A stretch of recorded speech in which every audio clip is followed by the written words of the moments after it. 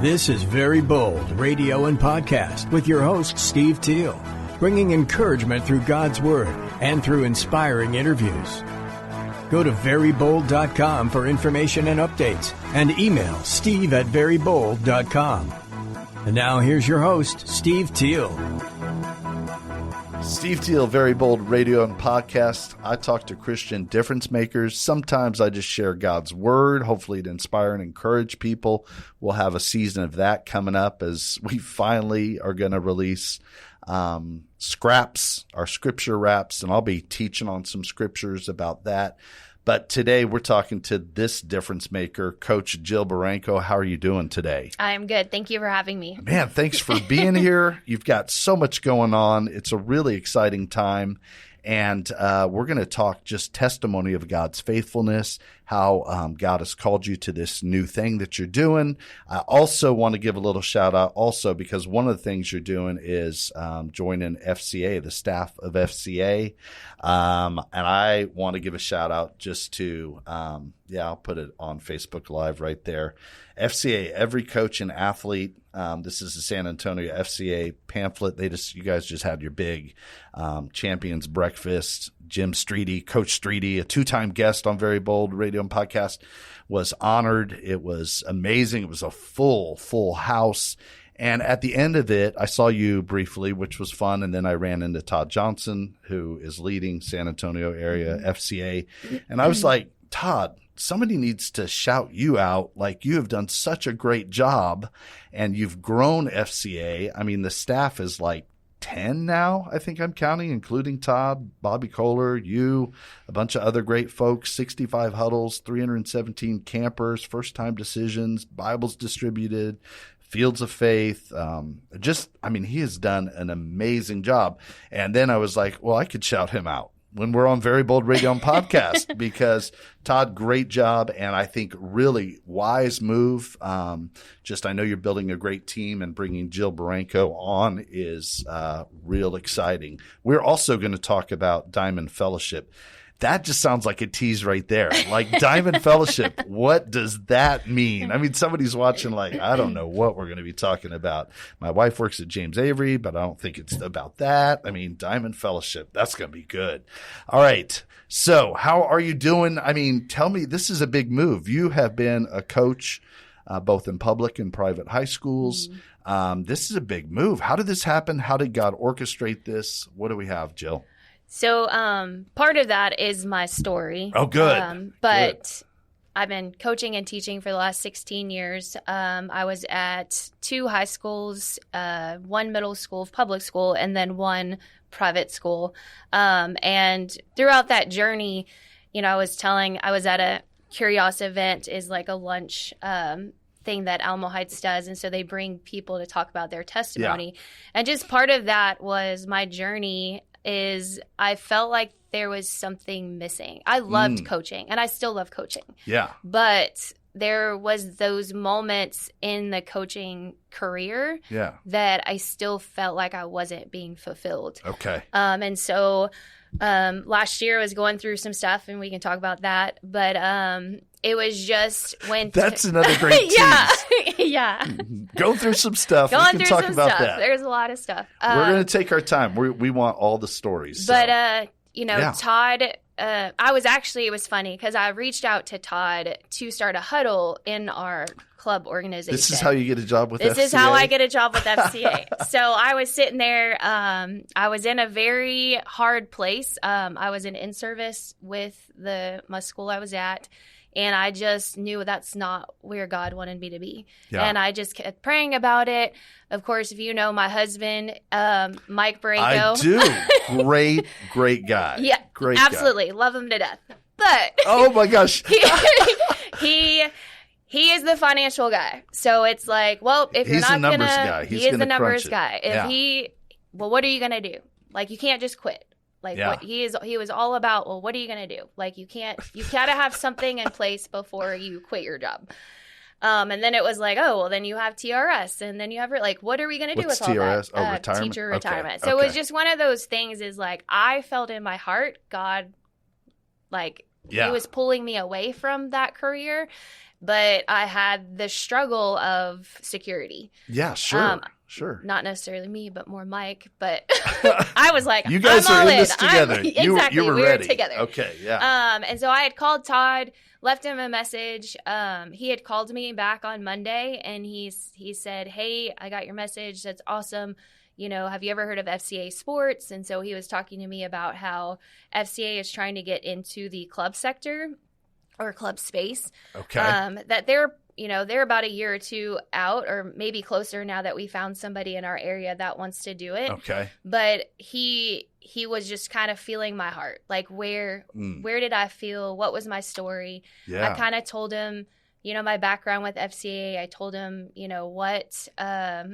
what the last year was like coaching. I told him just feeling like I was stuck. Like, I don't think this is where God is calling me to be, and I just don't know where I'm supposed to be.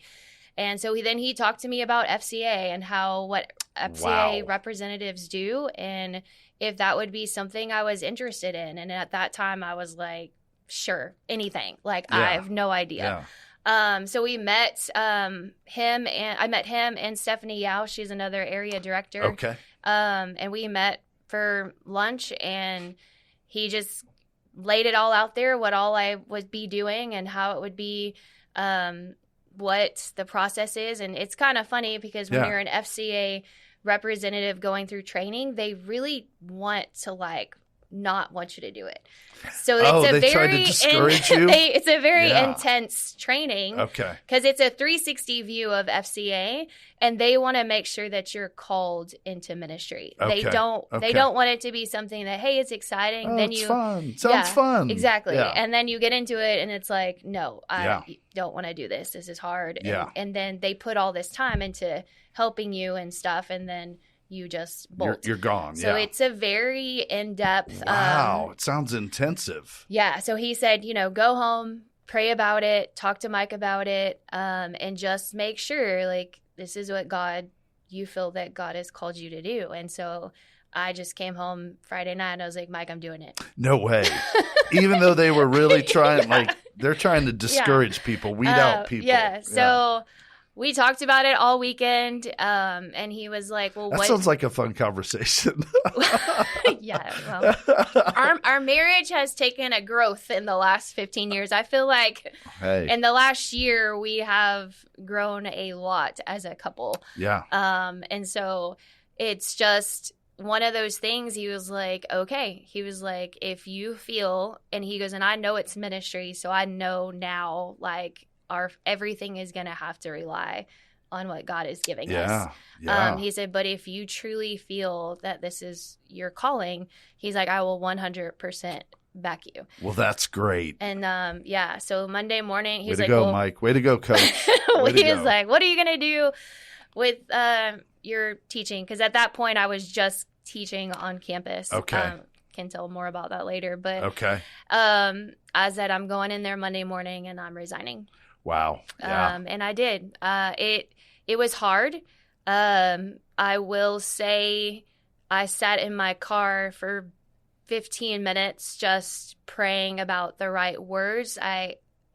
It's not that I'm an emotional person, but when you're telling something and you're upset and you're angry, but you're trying to, I get teary. So I was just very don't let me cry. Yeah. Just let me get through this. Sure. And I did. I went in there very confident. I talked about what I wanted to do with FCA, why that was important to me. Yeah. And I resigned. And I walked out of that building that day with the assurance that I was making the right decision. And I never turned back. How did you feel that assurance? I mean, you're talking about obviously Mike's support, but also God. How did you feel that or experience that? It was just like a huge weight that had been lifted. And it wasn't just me who saw it. I had talked to other people, and they were like, Jill, you just look completely refreshed. Wow. You just feel like something has been lifted. And I said, it's just been very heavy for a long time. Right. And I mean, and that's kind of what I told the kids last week. I thought I was going to retire as a teacher and coach in a public school in the area that I grew up. I had no idea that God had bigger plans for me because Yeah.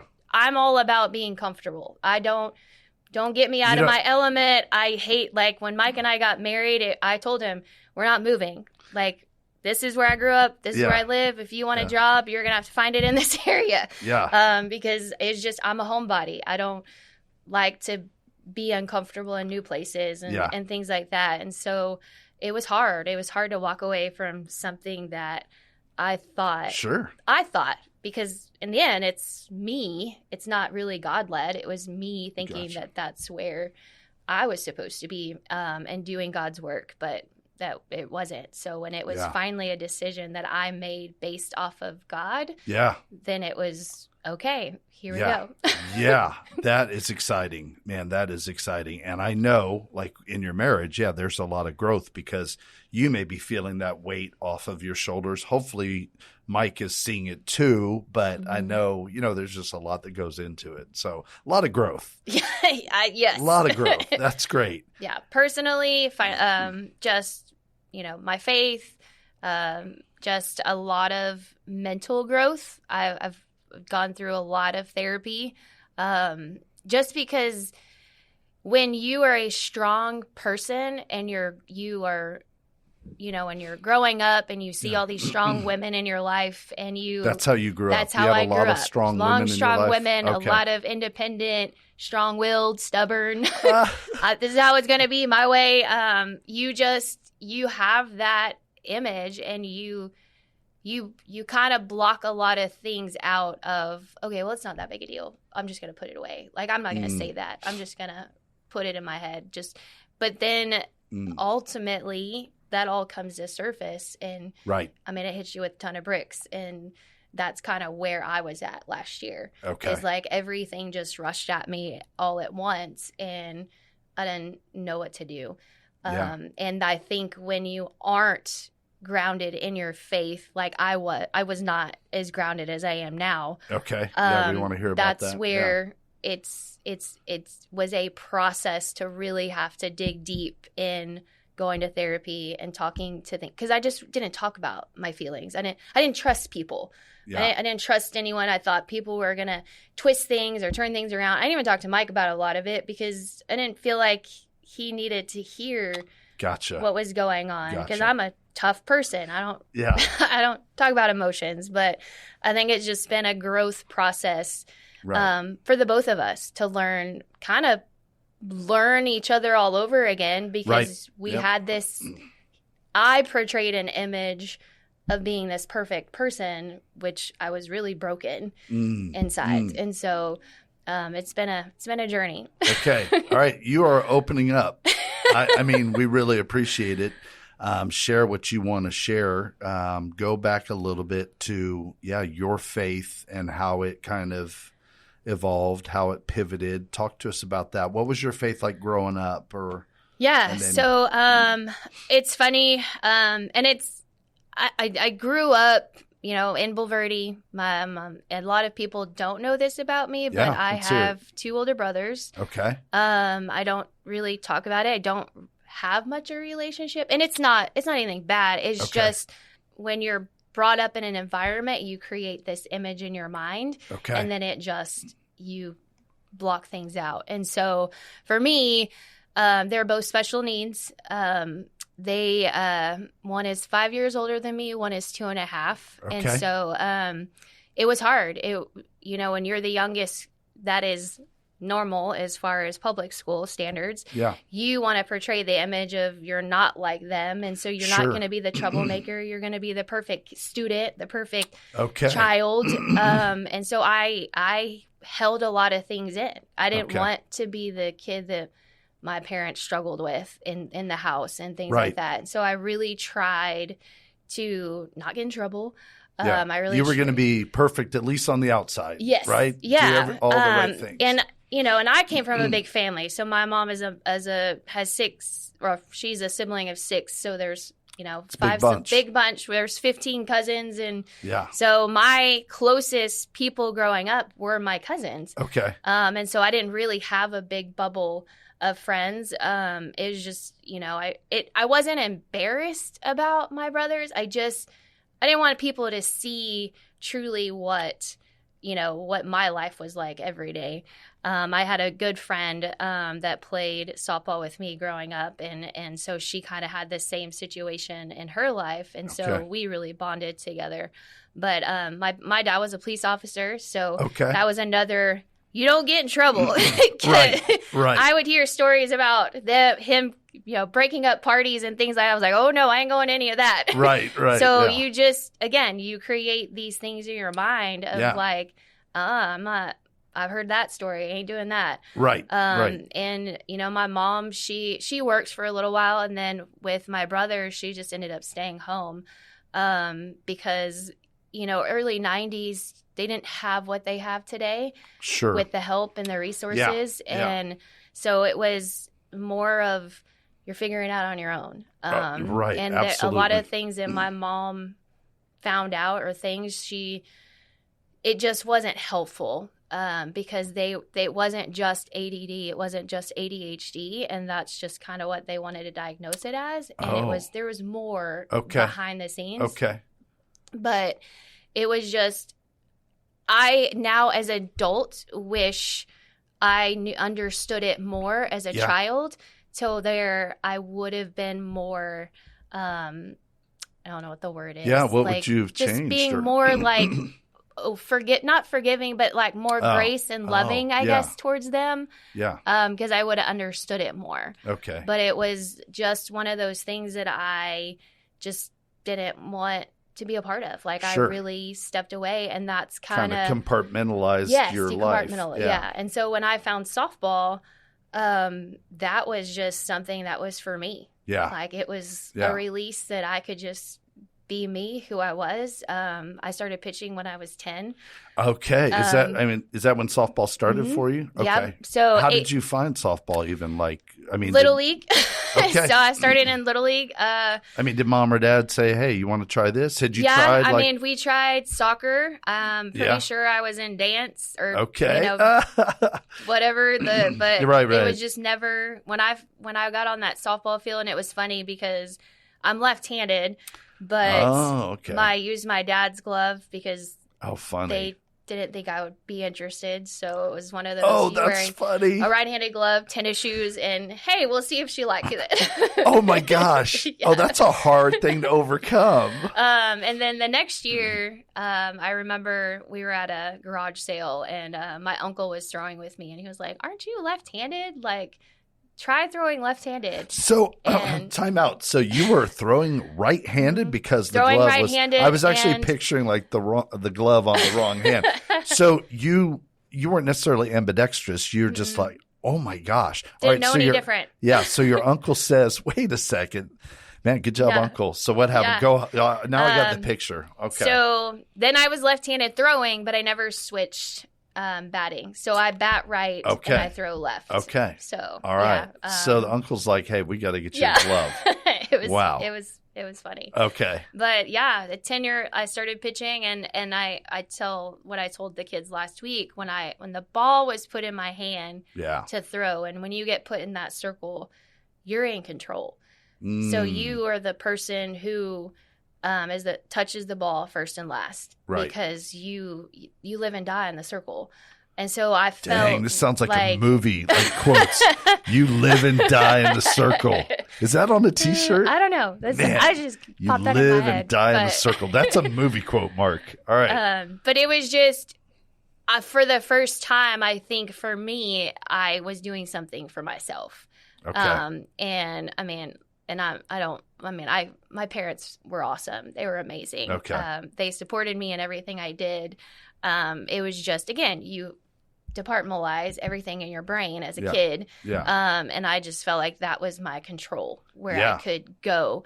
And I loved it. I loved the game. I loved the everything about it. The game is built on failure, and it's just like, as a coach, these are things, you say, but as a kid, you don't remember any of it. But like, I loved it. I grew up going to Catholic church, so I didn't. Okay. It wasn't. Were you all like mass every weekend, or we tried Christmas, Easter? Or... So we went to a church in Canyon Lake. It's not your typical Catholic church. Okay, all right. It got me curious. It was by the lake, and so it was very casual. Yeah. So it was, you would have people dressed up in their Sunday best, or you would have people that just came off the lake in their shorts and T-shirt and going to mass. Right. So that's what was interesting about it, because when I went to a church in New Braunfels that was a Catholic church, and you were stand up, sit down, it was like, we don't do this at our church. But so it was fun. But I felt like, looking back, not going through through it when I was young, but I felt like it was just something we did. I don't think it was something that was taught. I think we just did it because my grandparents and then my grandma was very religious about it, going every Sunday and all that stuff. But it wasn't. She was a strong, independent very woman? Strong. Okay. All right. I'm picking up the theme. Yes, no, I looked up to my grandma, my mom, my aunts. All of them were very strong. Interesting. People in my life. But it was, so my first encounter with like knowing that you can have a relationship with God was in FCA. Okay. So when I was in high school, were you at Smithson Valley then? I was at Smithson Valley. Okay. So we grew up, born and raised, lived in all the schools out there before it is what it is now. Okay. Yeah. But, right. Smithson Valley. How did you go to FCA? Like who? So Coach Daigle, Mrs. Coach Daigle was the FCA sponsor at Smithson Valley, and I played volleyball. So in middle school, you do all your sports, and so up until junior year, I played volleyball. And so my sophomore year, she was the JV coach. And so every Friday morning, we would stop practice and we would go to the field house, because that's where they had it. Yeah. And we would have FCA. And I didn't know what it was. And I was just like, okay, well, Mrs. Daigle's, it's obviously important because she's stopping practice to go to it. And so we would go and I liked it. I liked hearing the testimonies of the kids, because she did have a lot of young speakers, students that spoke, and I could relate to a lot of it. Yeah. The one I do remember that stuck out to me was a friend of mine. She gave her testimony, and I'll never forget the first time I even heard a Christian song was the I Can Only Imagine. Oh, wow. And so, Mercy Me. And so she played that song after her testimony, and she just talked about, like, I just picture myself sitting in his lap. And I was just like, what are you talking about? Like, what is that? And I just remember going home, telling my mom about it. Like, we started buying the CDs and like opening the Bible. And it was like, whoa. Because at that time, based off of that, that's awesome. So like I said, my mom is in the middle of 6 siblings. So the youngest had already stepped out of the Catholic church. And so she was faith-based. Her husband was just a Christian. They went to non-denominational. And so we got more into that when, I was like, Mom, there's more to you can have a relationship. But I will say that was the seed.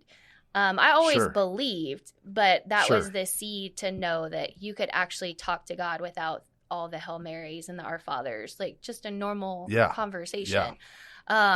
So, again, and I talk about this with the students, is my identity was more into playing the game of softball. For sure. Than it was. It's such an easy. Christ. But it was always like, hey, God, if you can pull out that win for me, that would be great. Absolutely. But it wasn't ever, I would pray at night, but it wasn't consistent. It was just very surface of most of the time. It was the Our Father, because that's all I knew. I didn't really know anything else.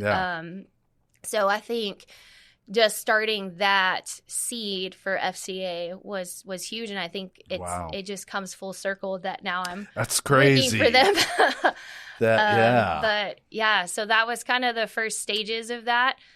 We won state my junior year. Okay, so what year would that have been? 2001. Yeah. Okay. Mike brags about. I'm not a bragger. I hate talking about myself. Okay, if he was here, he could brag about you. Give you more details of all of that stuff. He's like, oh, MVP. But I'm like, that was a long time ago, Mike. And my dad too. Very proud parents, but I just never was that person. Okay. And then so you're not going to tell us? I mean, you barely let us hear that you were MVP of the this state tournament. Yeah. Wow. And okay, I'm just going to ask questions. So a story about Yeah. that, it makes me laugh because so my freshman year, it was hard, very hard. Okay. The Daigles were very tough. Okay. And like I said, my identity was in softball. For sure. Being a pitcher. Yeah.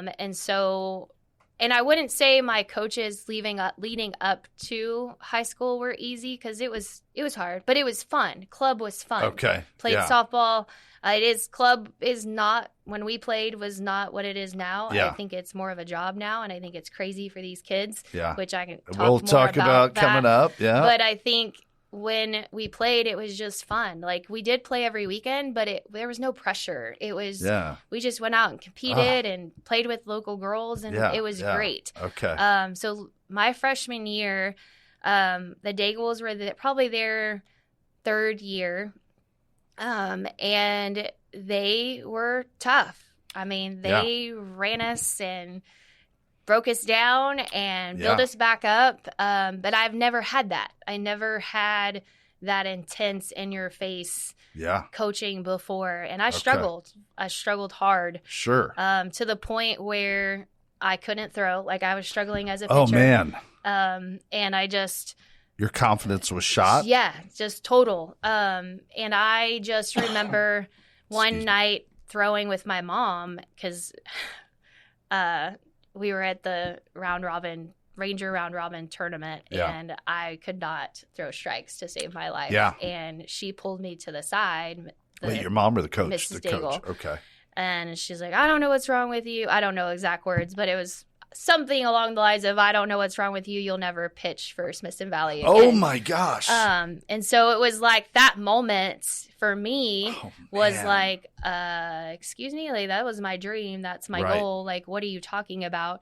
And then the next night I'm practicing at home, and she's like, Jill, like, just stop pitching. Like, you can still play softball. Like, you can still play first. This that is was your my mom we're talking about. Yeah. You just don't have to pitch. Like, don't worry about the pressure of pitching. And I was just like, no. Like, and I'm one of those kids. You tell me, like, you don't can't I'm do like, it. Don't do it. What? You're gonna do it. Strong, independent. Yep. Yeah. And I just, the next day, I think we had practice inside, and Mr. Daigle pulled me to the side because there was a husband and wife duo. Yeah. And he just said, hey, why don't you just play first for the rest of the year? We don't really need you as a pitcher. We had, 2 or 3 others at the time. Was this on JV or varsity? This was on varsity. You were on varsity as a freshman. So that's another story in itself. He told, there was 2 freshman pitchers. Her and I were both same age. Okay. And he basically told us one of us was going to get a varsity spot. They never put freshmen on varsity. I bet. And so it was he was basically putting us against each other to make it. And when both of us did so well in the fall, like an off season, that he put both of us on varsity. So we were the only 2 freshmen. Okay. And that was supposed to be the year we went to state. And so I didn't pitch the rest of my freshman year. Wait. So, getting back. So he said, why don't you just forget about pitching? All right. I just want to make sure I'm tracking. So I played first, batted 3 or 4 hole. As a freshman. Our best combo was I loved to squeeze. So I was the squeeze batter. Okay. We would get a runner on third, and I would lay down the bunt, and we would score. Okay. So they were really big small ball coaches. Gotcha. And I loved it. You love small ball. Love small ball. Okay. But I also, during that time, went to a sports psychologist because I had a lot of mental things that I struggled with now because of all this stuff. Now going back to then. That's what they say about our childhood. So she taught me how to breathe. She taught me how, like, when your muscles feel tense, what to do. Okay. She talked to me about imagery, how to prepare before a game, like what it looks like. And so I am so glad I found her. It was actually my club coach's wife. She was a child psychologist, but she was studying sports psych. So she really helped me through a lot of that. So we went to state my freshman year. We lost in the semis. And I remember standing outside, and one of the senior moms was like, "Oh, well, that was such a great run. That'll be the last time they go to state." That's all you needed to hear. That's all I needed to hear. And there's just... You heard it. Yes. And you were like, I was like, oh, no. Me and the freshmen looked at each other like, is she crazy? Like, we're only getting started. Wow. So my sophomore year was a rough one. We lost in the regional finals, and I'll never forget this game. There's a lot of moments that I won't forget, but this one was a big one because we were playing Gregory Portland. We were struggling because the umpire behind the plate was a Gregory Portland umpire. You got to, oh my gosh. And so, you can. Oh my gosh. I can say the excuses now, strike zone here, her strike zone was here. Yeah. Wow. So we were down in the last inning, and we finally get... That's so messed up. Go on. Yeah, we finally get a runner on base. It's me up to bat. There's 2 outs. Oh, my gosh. What was the score? It was at that time, I want to say it was 4-3, something like down. that. We're down. Okay, down 1. Okay. And so the tying run is at second. I hit a shot down left field line. Yeah. So... he's calling fair. So we're running. We tied up. I'm on second. The umpire is calling it fair, which he should. Yeah. And stop it. So then the Gregory Portland coach calls time by his first name. No. And they bring in the field umpire to have the conversation. No. And then all of a sudden I get called back. And I'm like, what is going on? And so the claim is that the ball went foul and she didn't touch it. And so that's what they're claiming to be. And so we go back, of course, if you have 2 strikes, you're swinging anything close because all night long he was ringing us up. Oh, yeah. And so I strike out. Oh, my gosh. And it was one of the hardest games just because, it was one of those moments that you're like, hey, these are things you can't control. Right. And so hard lesson. So I think what is cool, what I tell my husband and I started telling the team that I coached last year was when we went my junior year to state, none of those kids there was 3 of us maybe that played club. The rest of them were kids that we grew up in playing Little League. Yeah. And so you can call it great coaching, you can call it whatever you want, but like none of us played for our own selves. Like we played for each other. Chemistry. Exactly. And so with that loss of my sophomore year, we were driven. Like that was our goal, was to get to state and win. Control what you can control. We're going to work hard. We did. Yeah. It was a lot of work and it was one of those things. But it's funny because if you hear, like, I'm not ever talking about my faith because it just never. Sure. She talked about it. The Daigles did, and we had it, but it was never something that I always turned to. Sure. During those struggles. Man. It's a trap. Yes, and so, but we're at the state tournament, and I remember my mom later asking Mrs. Daigle, because we were losing. We went down 3-1. I, again, could not find the strike zone. Okay. So did you, real quick, don't tell the long story, but did you pitch your sophomore year? Did you wind up pitching? Yes. Okay. So, yes, I've started pitching my sophomore year. Were you sharing with the other sophomore? Yep. Okay. So we were, her and I, okay. were the pitchers for the next 3 years. Okay. Got it. All right. And so. Yes. Get back. So you're struggling to find the strike zone. Yeah. Well, if you've ever been at the UT softball field, I've just seen on TV. In the summer, yeah, it's nothing but concrete. So there's this big, tall concrete, and then the stands are all concrete. Oh, so man. The sun during the day is just beaming down. Yeah. It's hot. And you got, 4 to 1,000 fans staring at you. I mean, it's the state tournament. Right. Yeah. And I was nervous. Yeah. Well, you should be. So after that game, and I'll tell you what the results in a second, but my mom asked Mrs. Daigle, like, what was going on? She was like, when she came off that first inning, she was pale white. So that's just, how that felt during that time. But we somehow scratched our claw to get back. And so we were tied and we were home, and we finally got in to get a run. So then I don't think we were home, because then we went up to the field, and they had a runner on, 2 outs. And, it's one of those game-winning catch and throw. And our outfielder from right field, man, it was, it's those things that you practice at practice, but you think once in a lifetime it'll happen. Right. She caught the fly ball, threw it in. And we got her out at home, and we're going to the finals. And so it was so cool, because we didn't think we were going to win. We had found out later the team we were going to play in the finals was already picking out their ring. Like oh my gosh, they just didn't think they were going. That they were going to beat us, because they saw the semifinal game. Right. And so we in that final game, we just came out fired up. And we won. So we won my junior year. It was really cool.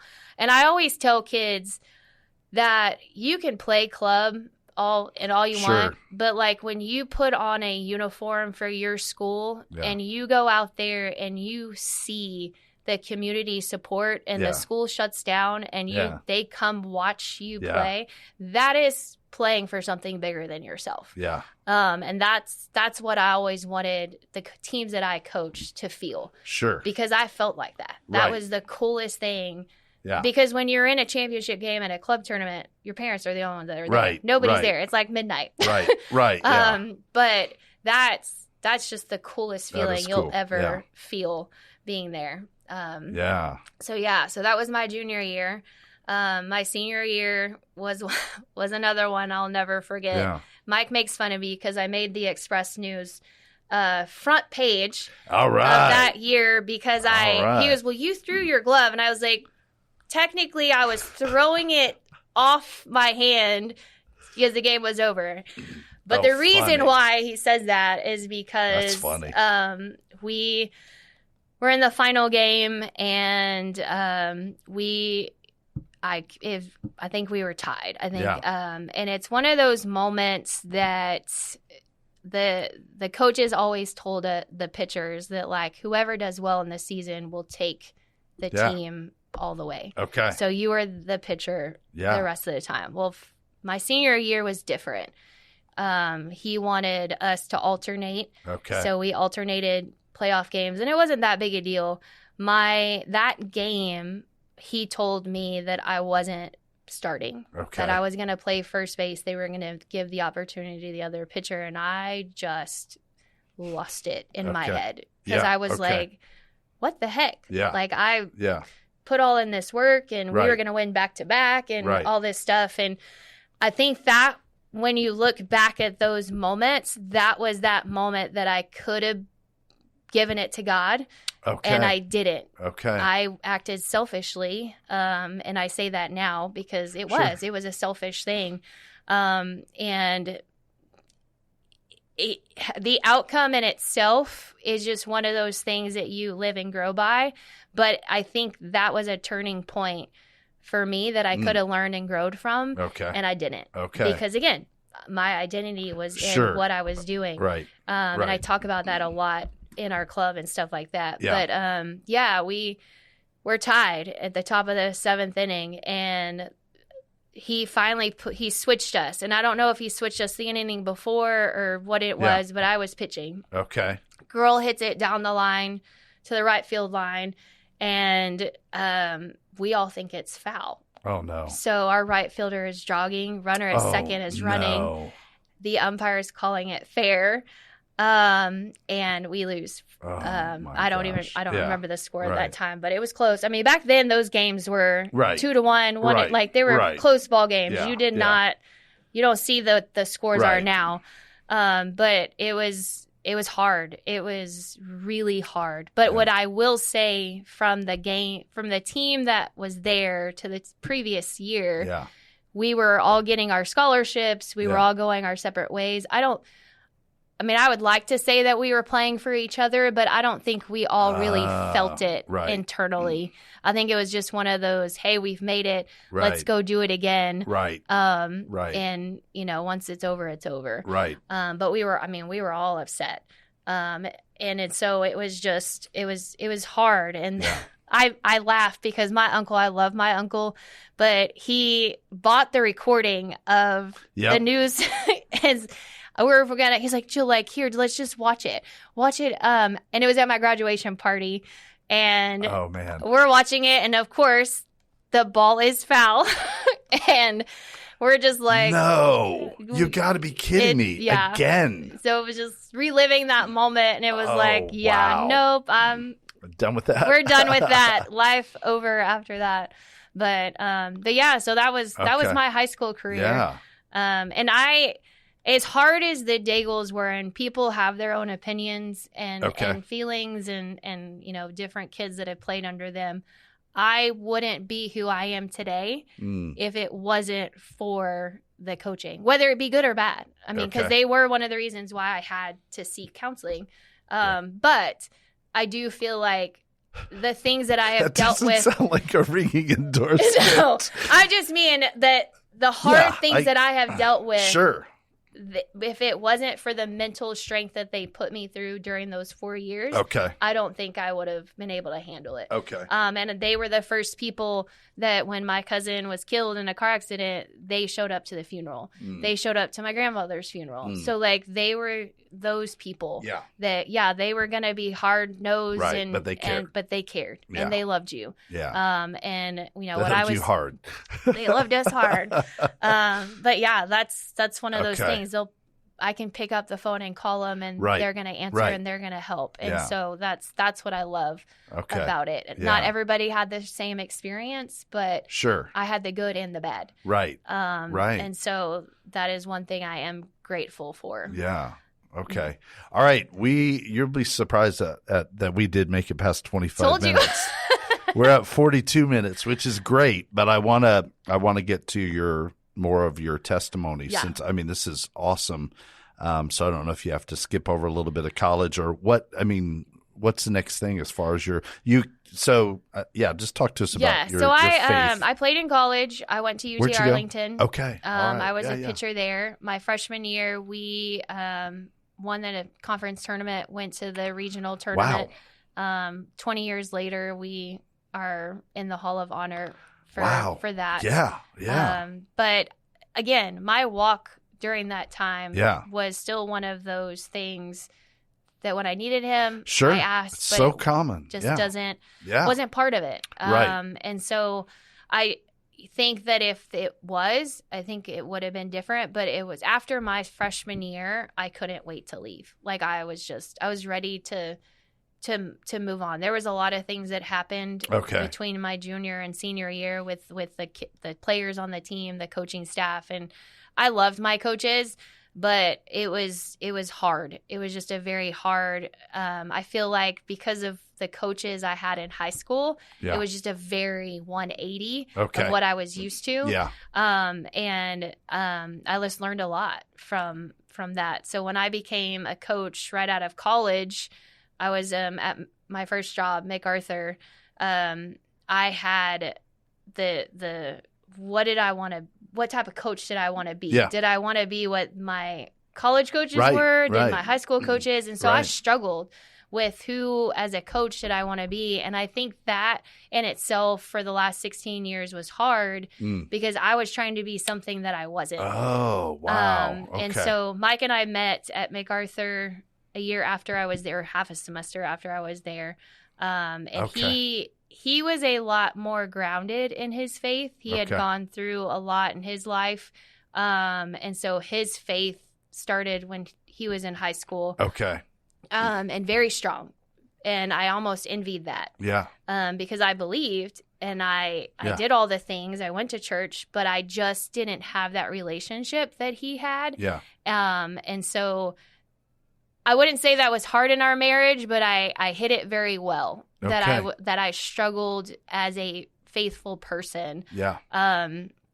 And when he did things that upset me or the wrong things, I'm like, well, that's not Christian life. Like in my head. Sure. I judged that. I was Right. very crucial about that kind of stuff. Right. And so we had our daughter in 2000. So we married in 2010, had our daughter in 2012, and then went through something very hard at Mac. There was a lot of things, accusations against me. And that was the first time I was angry with God, and I didn't know what to do. Yeah.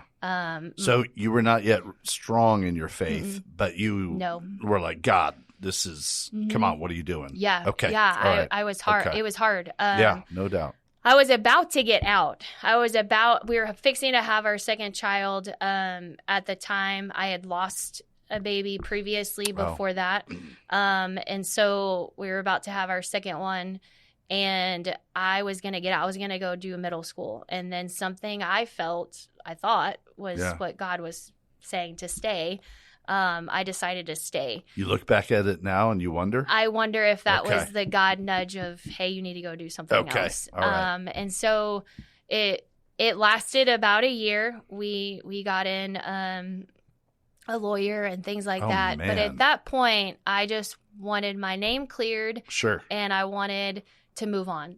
I didn't care about going back to coaching there anymore. I just didn't want people to think that was who I was. Like, I was a very, don't talk bad about me. That is not true. Yeah. Like, I don't like it. And so I just wanted to make sure everything was a clear slate. And so that's when I got into the private school at San Antonio Christian. Yeah. And so I started coaching there, and, that was about when? 2009? Okay. No, 2013. Okay. Because 2014, Jack was born. Okay.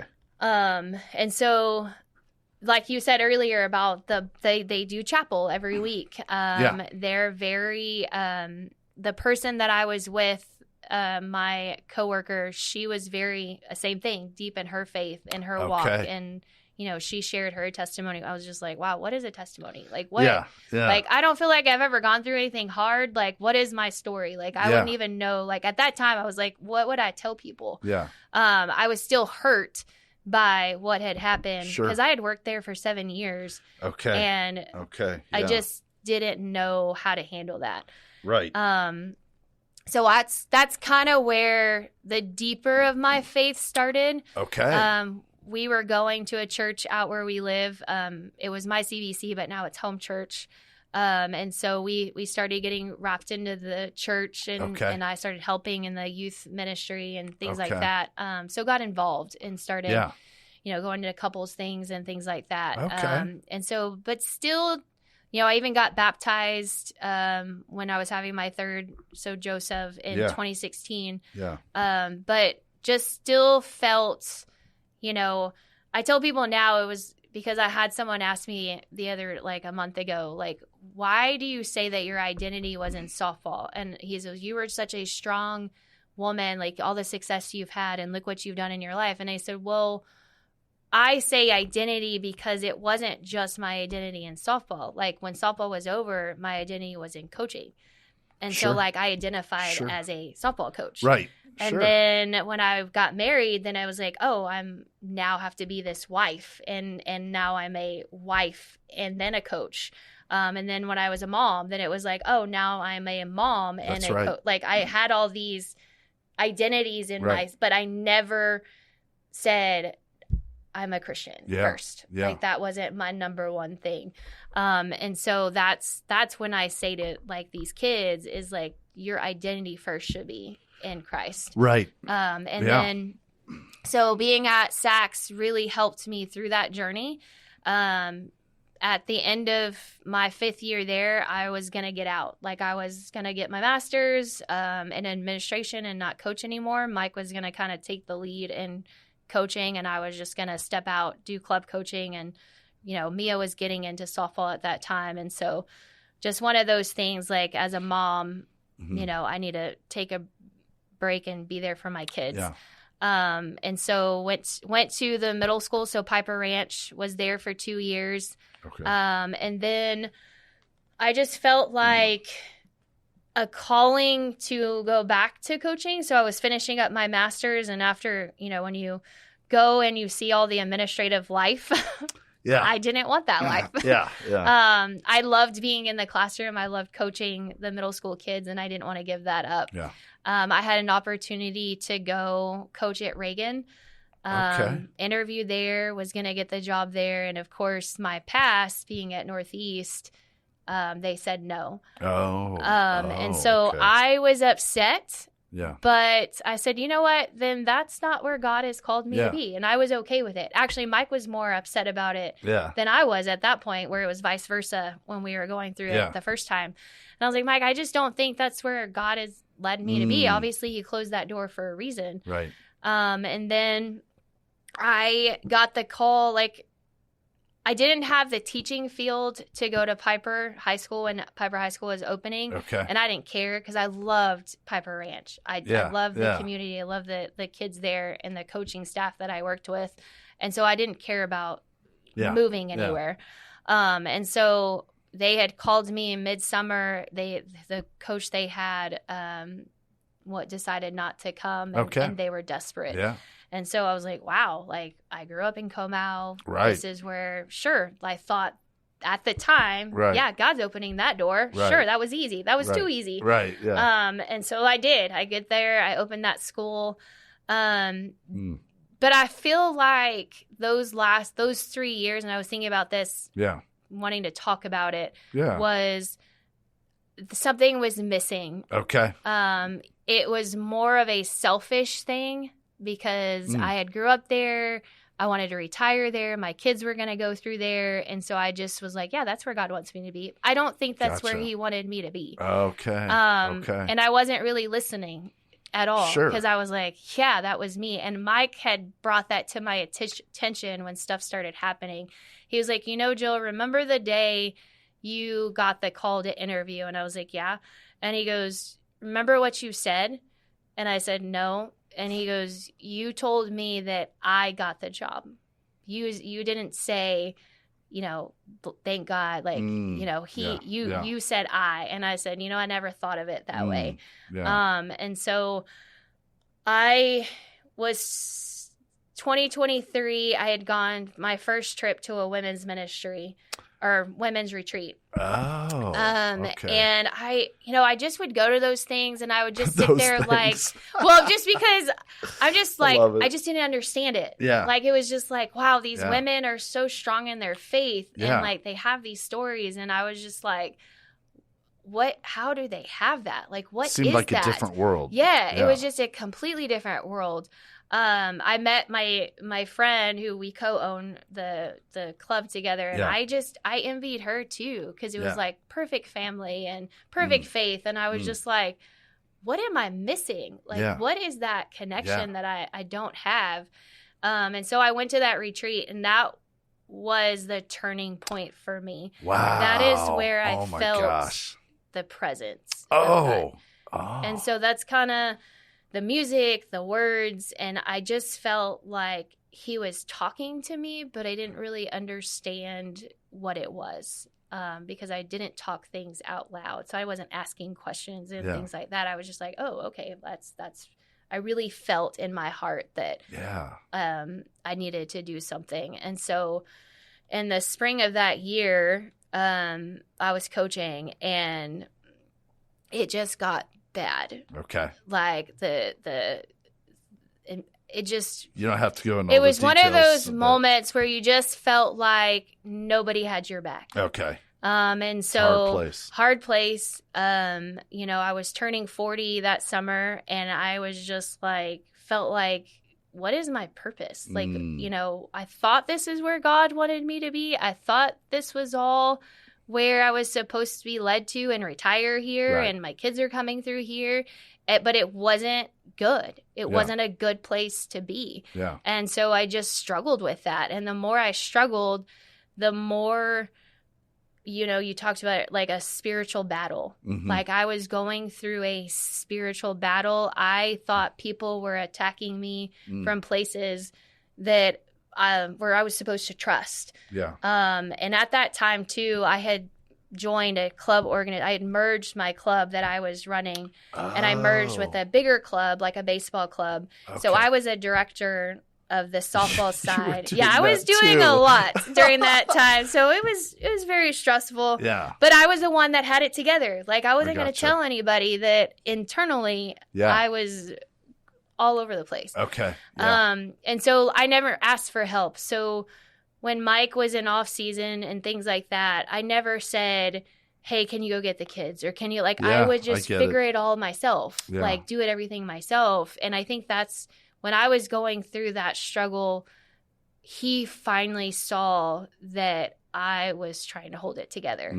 Like he saw that, Jill, like, you never asked me. Well, I'm one of those people, if I have to ask you, then I might as well just do it. Yeah. Like you should see what's going on and just like I understand help, jump in. And so, shout out to Chris Teel. Yep.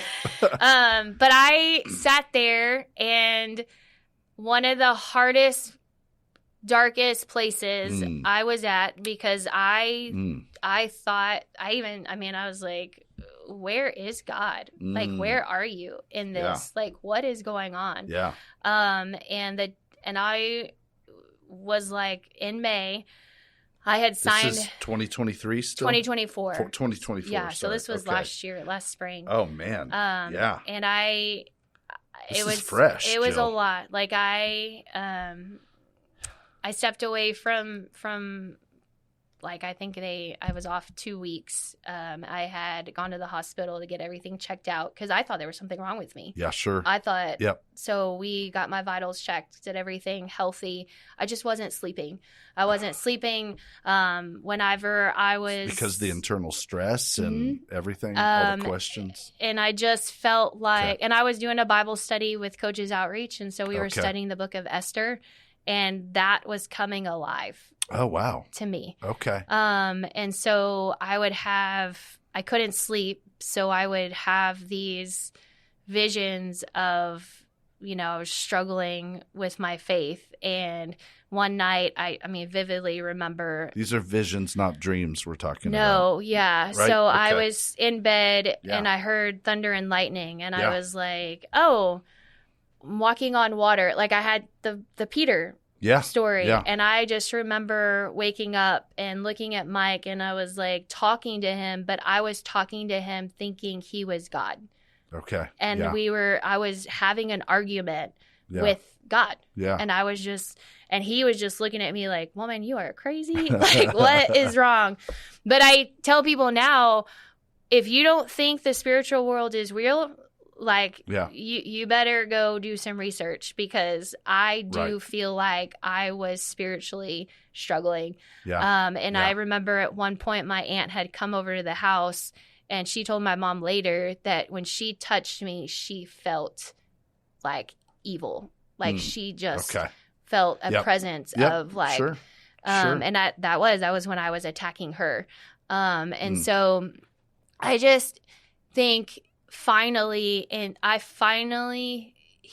Mike took me away. Like my parents have a place in Port O'Connor. So we went to the beach, and there was that whole week. I just remember hearing water, like I needed to get to water. And so when I was studying that in scripture, well, it was the living water. Like I was struggling for that. And then he took the phone away from me. He took everything away from me. And I just sat at the beach. Yeah. And I just remember staring at the water and just watching it. And then one of the things that somebody told Mike was like, just let her talk. Like, don't say anything. Just let her talk. And I probably said more stuff in our 15 years of marriage than I ever would have. Because he just listened, and he didn't interrupt. Good job, Mike. He didn't talk. And so I let a lot of emotions out that I had struggled with. Right, had buried down, right? So I felt like at that point, hey, like, God's got this. Like, I'm giving it to him and everything's going to be okay. And I went back to work and I thought, okay, like, everything's good. Yeah. Well, in May, I get called in and they're reassigning me.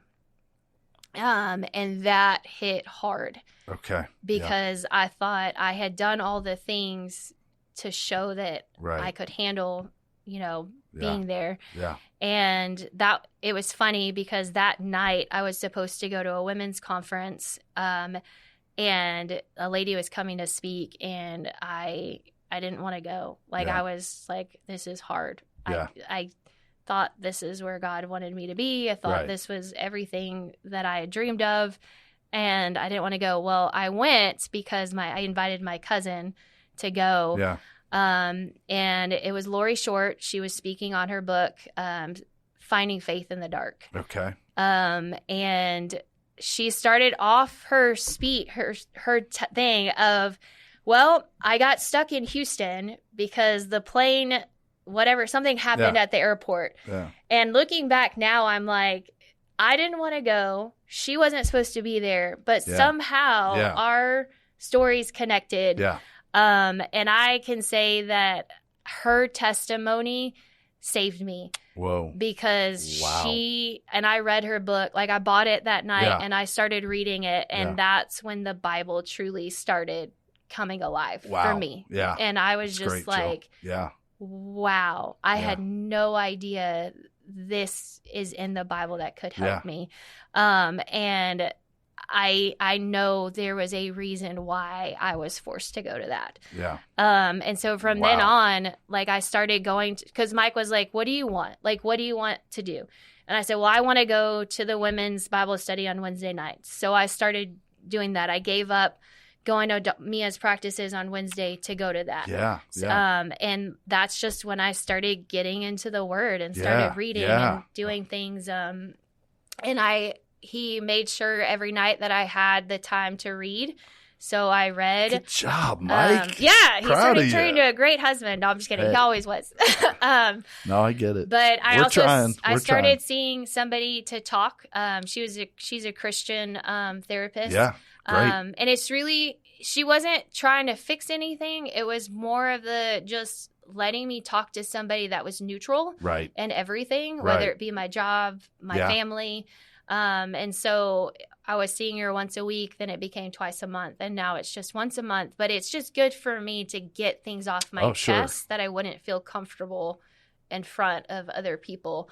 But it like, when I say that I have grown in the last year of my faith, and just my identity, it has been a truly long journey to get where I'm at. And so to see me in FCA is not something that I had pictured or imagined, but I do feel like, like you said earlier, maybe your story will impact someone else's. And the more I tell it, it'll just get better and hopefully help somebody.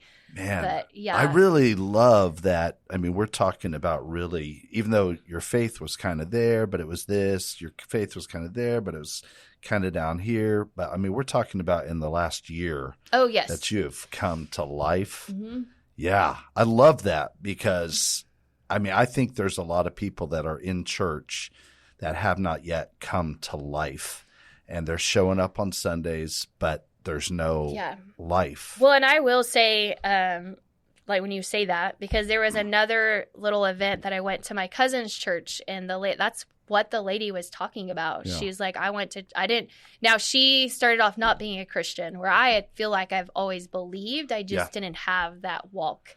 So she started off, my husband went to church, so I went to church, and I just sat in the back, didn't think the stories applied to me. The pastor talking didn't think it had anything to do with me.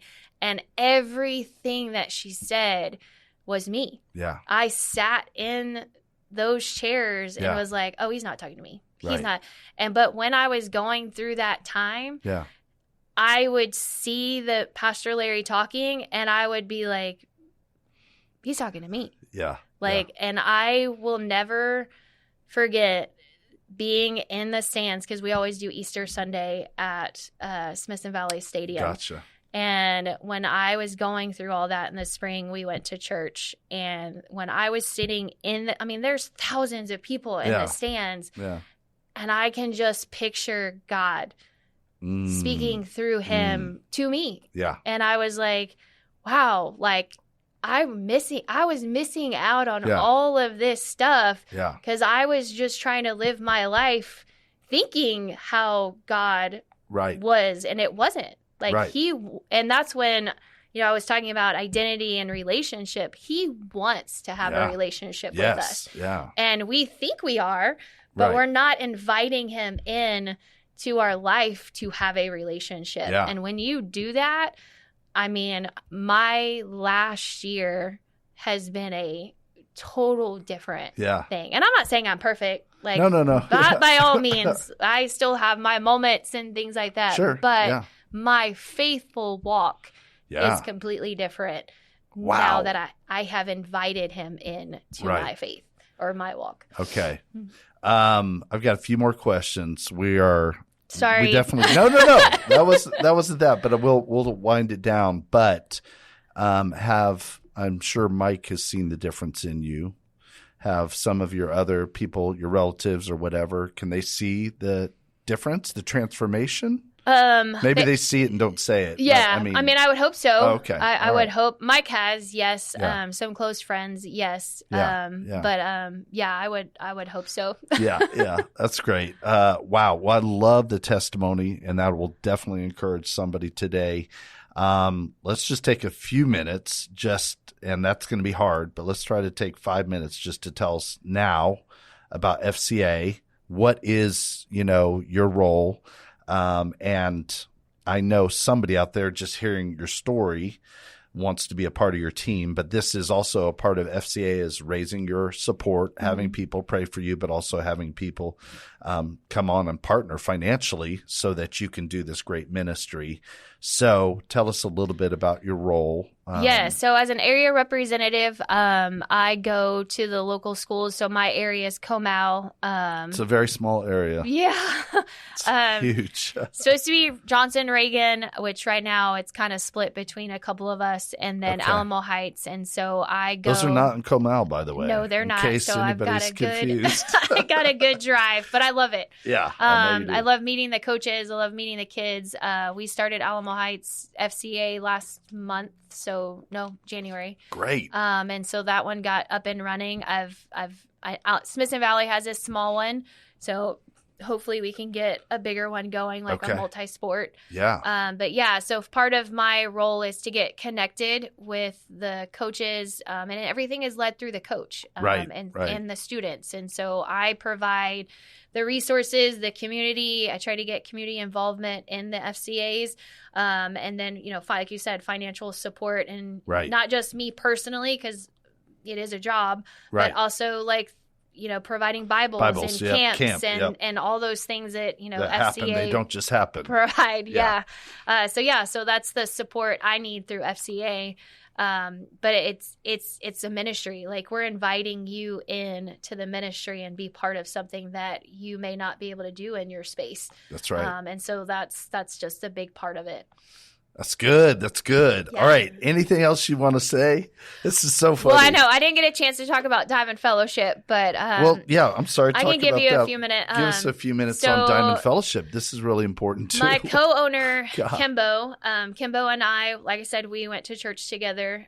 She has 4 kids, all girls, and so she's a little more invested than I am. I only have one girl, but it was just one of those things. Like, we didn't like the club that we were a part of. Okay. I always say that clubs, you think they're in for the right reasons, and then you get into it, and then it's just about money. And we didn't want that for our kids. Yeah. I love softball, but I don't want softball to be the only thing Mia does. Right. I want her to know that she can do multiple sports. Okay. She can, if that's going to be her goal when she gets to college, love it. But I don't want her that to be her job when she's right now and 12 years old. Right. Because it goes back to that whole identity thing. Yes. In all travel sports, club sports, everything feeds into this is who you are. Yes. So, and you guys have a different vision? Absolutely. Okay. So it was my birthday, and we were on our way to the coast, and a lot of stuff had blown up because I had told the director that I was splitting ways, that I wasn't going to be part of that club anymore. My dream of mine always has been to start a club organization in my area and grow the community. Yeah. Because there's just nothing out where we are. Okay. And so a couple of dads sat with me, my husband, Kimbo's husband, Terrence, he's the owner of the branch. Great, wonderful guy, big mentor in all of this. Yeah. And he said, Jill, you can do this on your own. Like, you don't need to be part of something. Yeah. And so I was like, well, I'm going to need help. There you go. And so we all got together. We're on our way down to the coast. And she was like, well, what are we going to call it? We're on the phone. And a parent came out and he was like, oh, well, 96, because there's 96 stitches on the ball. And I was like, oh, that's so cool. That is and clever. I said, well, we need to find scripture that goes with it. Oh, stop it. So we found Psalms 96:1. Stop. Is our scripture for Texas 96. Okay. So Texas 96 is our softball club. And then Diamond. What's Psalm 96:1? I have all the Psalms memorized. It's basically it's give all the glory to God. Okay. So it's, all right. It's like a little bit more to that, but it is the depth all right. of that one. But and then Diamond Fellowship, when we were putting this together, there was another guy who wanted to do baseball, and I'm like, well, we can't call it Texas 96 because that won't make any sense. Right. So I was like, well, let's find an org to call it, so then that way if we ever decide to do other sports. Yeah. So that's kind of how Diamond Fellowship came about. So her and I started it in June. We wanted it to be different. We didn't want it to be all about softball. We wanted it to be. So our 5 pillars in Diamond Fellowship is faith, family, community, health, and sports. Okay. And so that's our order for a reason. Yeah. And then we do that every day we made sure when we hired coaches that can be their hard to do. Yes. As you grow, it can be hard to do. And so good for y'all. We have 4 teams right now.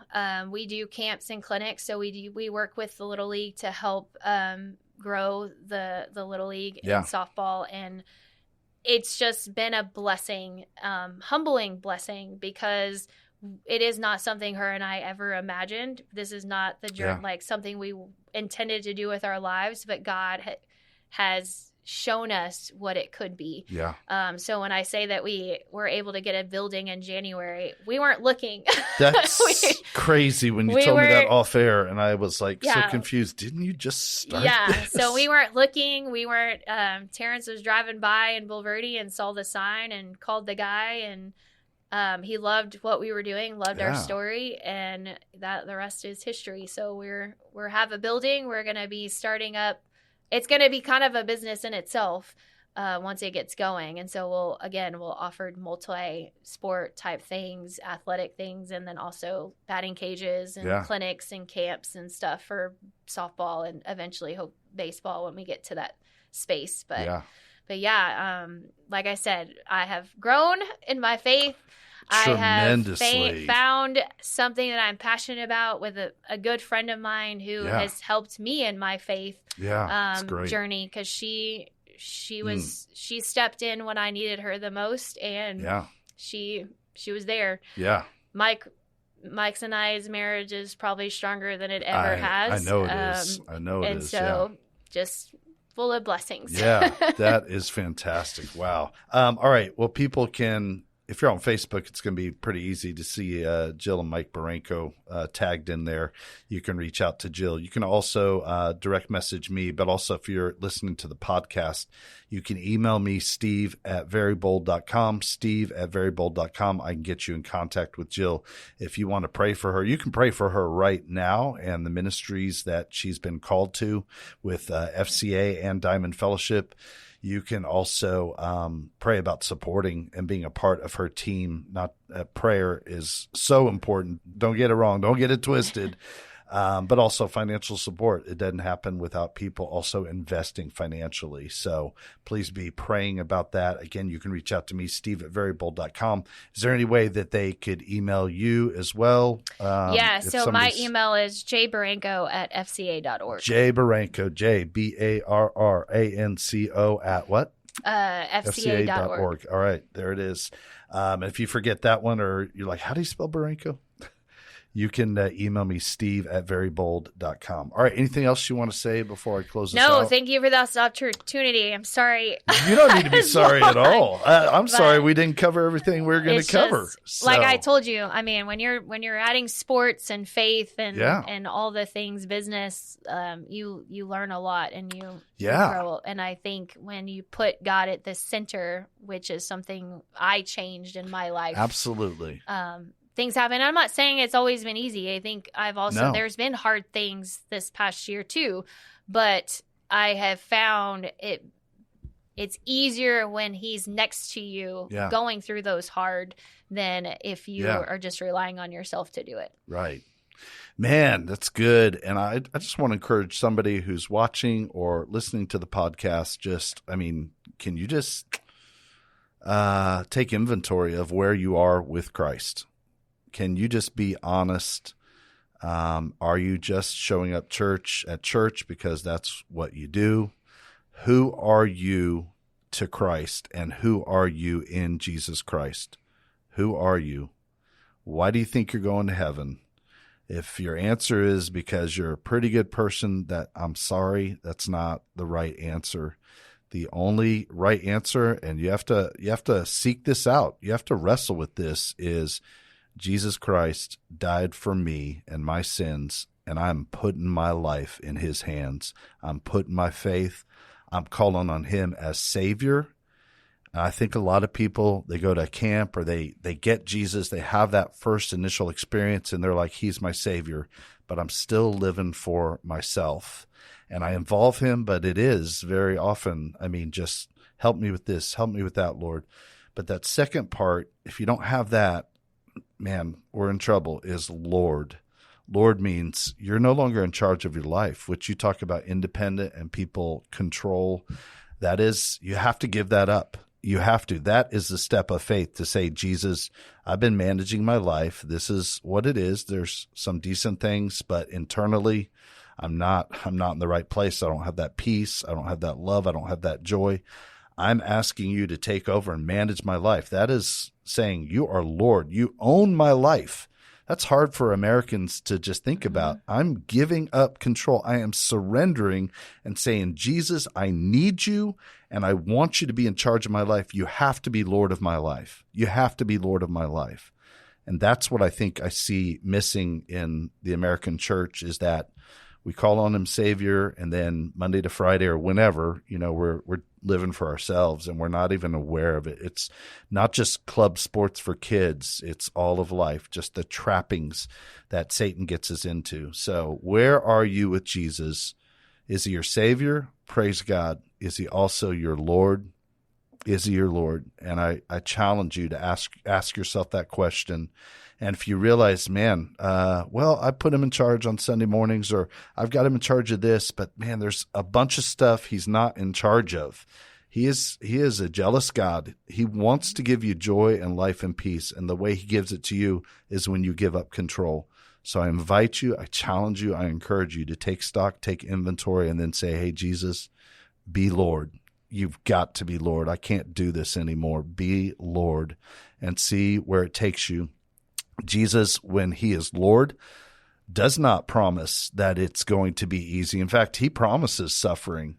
He promises that it's going to be hard. It's going to be better, and you're going to have more peace and more joy and more love. But if you think it's a rose garden, forget it, because it is hard, and Jesus will challenge you to pick up your cross every day.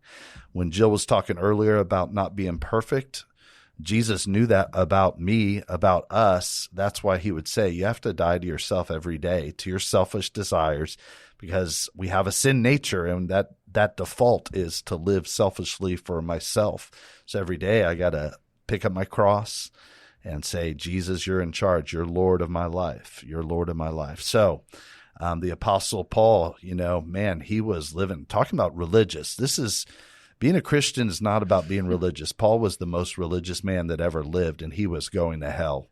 He was going to hell. He was a Pharisee of Pharisees. He achieved, he learned, he had everything on the outside, but he was going to hell. And Jesus was gracious and loving enough to meet him on the road to Damascus and say, Saul, Saul, why are you persecuting me? Who is it, Lord? Oh, it's Jesus. And that changed his life, and he understood. And that's why we are Very Bold Ministries, is because we want to look at our own lives and look, I've had areas in my own life that, man, I did not give up to lordship of Jesus Christ. And I'm realizing I got to give up everything. I'm giving it up for him because he just does such a better job anyway. But the Apostle Paul, he understood it. We're Very Bold Ministries. We're Very Bold Radio and Podcast because we want to remember the great hope that Jesus has given us and wants to give to you today. This is life transforming. And the Apostle Paul understood it. His life was forever changed, and I'm grateful for it. He said this, and I invite you, as you just look at where you are with Christ, you're going to be more very bold in your faith. Jill is being very bold in her faith, letting God lead. Letting God lead. Get out of the way and let God lead. The Apostle Paul said it this way, 2 Corinthians 3:12. Therefore, since we have such a hope, we are very bold. Very Bold Radio and Podcast with your host, Steve Teel, bringing encouragement through God's Word and through inspiring interviews. Go to verybold.com for information and updates, and email steve@verybold.com.